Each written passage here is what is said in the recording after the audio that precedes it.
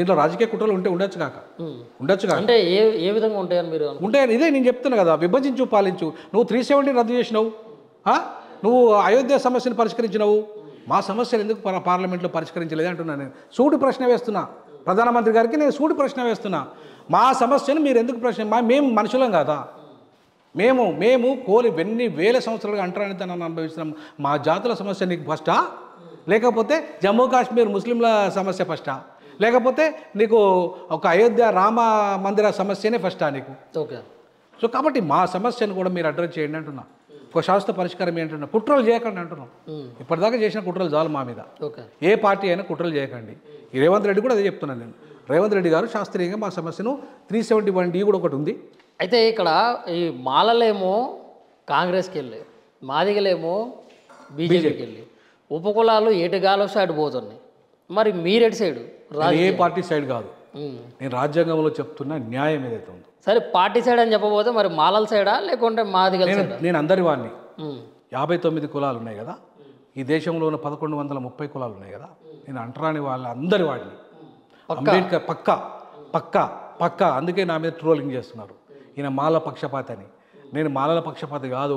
100కి 200% reservation పోరాట ఉద్యమంలో 94 నుండి 2024 వరకు ఉన్నోని నేను. ఎట్లుంటానండి వర్గీకరణ ఉద్యమంలో?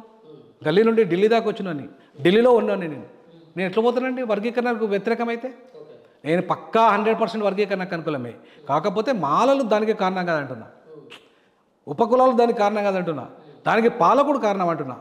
నువ్వు ఎవరైనా మనవాదులు అంటే పాలకున్నాను, నువ్వు ఏమైనా తిట్టాల్సి ఉంటే పాలకుని తిట్టు. నువ్వు చట్టం చేయమని అడగాల్సి ఉంటే నరేంద్ర మోడీని అడుగు, చట్టం చేయాలని అడగాల్సి ఉంటే రేవంత్ రెడ్డిని అడుగు, చంద్రబాబుని అడుగు రాష్ట్ర పరిధిలో. అంతేగాని మాలని టార్గెట్ చేయడం ఏందండి?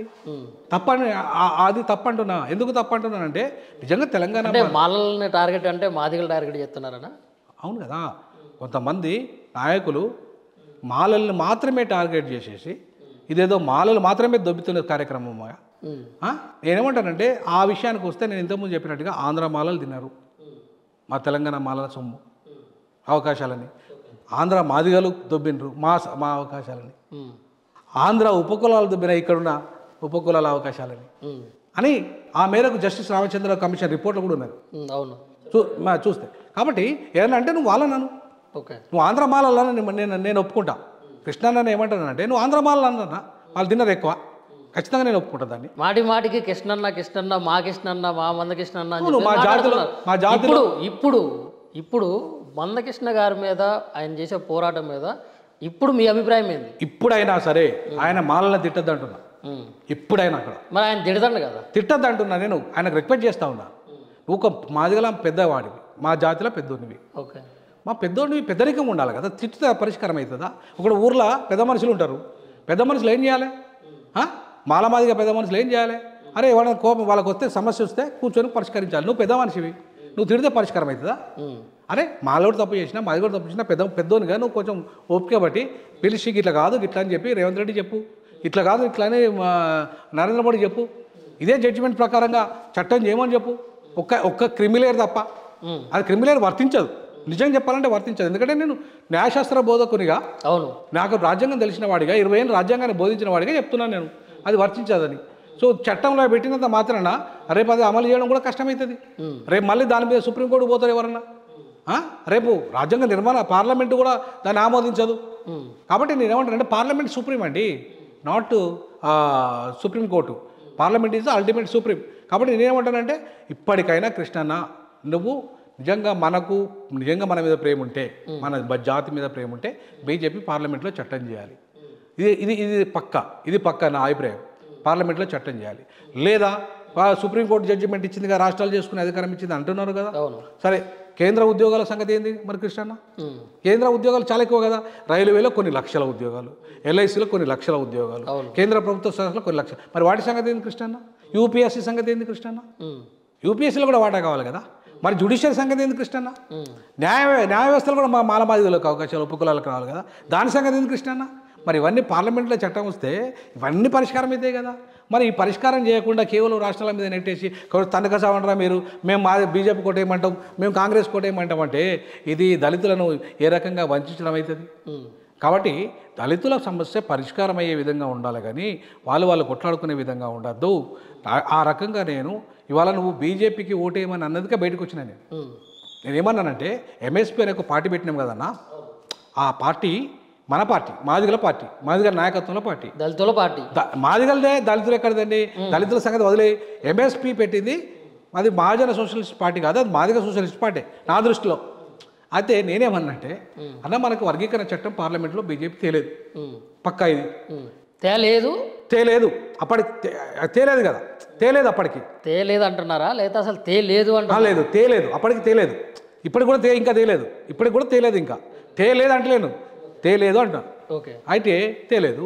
మనం ఏం చేద్దామంటే మన మాదిగ ఓట్లు పడాలి బీజేపీ కంటే మనం ఒక 10 ఎమ్మెల్యేలు అడుగుదాం. ఎవరిని? బీజేపీని. 2 ఎంపీలు అడుగుదాం. తెలంగాణలో ఎట్లాగో మాకు మాదిగలకు 2 ఎంపీలు ఎట్లాగో ఇస్తున్నారు, వరంగల్ ఒకటి, నాగర్ కర్నూలు ఒకటి ఇస్తున్నారు మాకు.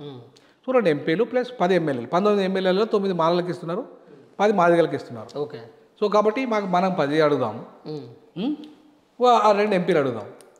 ఎంఎస్పీఏ పోటీ చేయాలి పొత్తు పెట్టుకొని, అర్థమైందా? బీజేపీకి పూర్తిగా మనం సరెండర్ కాకుండా వాళ్ళకే ఓటేయమనకుండా మనకు కూడా ఎంఎస్పీ ద్వారా ఒక్కడు గెలిచిన మనవాడు పోయి అసెంబ్లీలో కూర్చుంటాడు. ఒకవేళ లక్కీగా పార్లమెంట్ కూడా గెలిచినాం అనుకో, పార్లమెంట్ కూడా ఒక్కడు గెలిచినా కూడా మనం అక్కడ పోయి ఉంటాం. అంటే మనము బీజేపీతో పాటు ఒక ప్రతిపక్ష హోదాలో ఉంటాం. ప్రస్తుతం ఎంఎస్పీ పార్టీ పరిస్థితి ఏంది sir? Zero, MRPS hero, MSP zero. So party పెట్టినావు, అంతకుముందు మహాజన సోషలిస్ట్ పార్టీ కంటే ముందు కూడా 2 పార్టీలు పెట్టినావు, అవి ఆడ వదిలేసినావు, ఎంఎస్పీని వదిలేసినావు. ఇవాళ కేవలము మాలల్ని దూషిస్తూ చట్టము అనేది చట్టం తెచ్చుకో, ఎవరంటే వర్గీకరణ చట్టం కావాలని అందరికీ ఉంది. నేను అన్ని మాలా సంఘాల మీటింగ్లకు వాళ్ళు పిలిచిన అక్కడ, ఇవైనా ఆంధ్రాలో కూడా నన్ను ఆంధ్రాలో కూడా పిలిచిన చాలా మాదిగ సంఘాల మీటింగ్లకు పోయినా, మాలా సంఘాల మీటింగ్ పోయినా. ఇప్పుడు 4వ తారీఖు అక్కడ ఏపీలో ఒక ఆయన పేరు ఏం పేరంటే పెరిపోగు వెంకటేశ్వరరావు పెట్టాడు, ఆయన మీటింగ్ పోతున్నా. ఆయన ఎంఆర్పిఎస్, ఏపీ ఎంఆర్పిఎస్ అధ్యక్షుడు, ఆయన మీటింగ్ పోతున్నా. అక్కడ ఇప్పుడు ఐపీఎస్ సునీల్ కుమార్ పెట్టిండు 2వ తారీఖు, వాళ్ళ మీటింగ్లో పోతున్నాం. ఎక్కడ పోయినా వర్గీకరణ చెప్తున్నాం మేము. వర్గీకరణ మాలాలు పిలిచినా పోతుండ్రు, మాదిగలు పిలిచినా ఉపకులాలు కూడా, పిల్లోడు బైరి వెంకటేశ్వర ఉపకులాలు పెడుతున్నాడు, ఆయన మీటింగ్లో పోతున్నా. ఎక్కడ పోయినా వర్గీకరణని చేయాలి, దాని శాస్త్రబద్ధంగా 371B ప్రకారం చేస్తే ఏ ప్రాబ్లం ఉండదు. అది ఉమ్మడి ఆంధ్రప్రదేశ్ సమస్య కాబట్టి. ఒకవేళ అట్లా కాకపోయినా ఆర్టికల్ 14 and 15, 16 2 సమానత్వ సూత్రానికి అవి ఉన్నాయి, దాని ప్రకారం చేసిన సంతోషమే.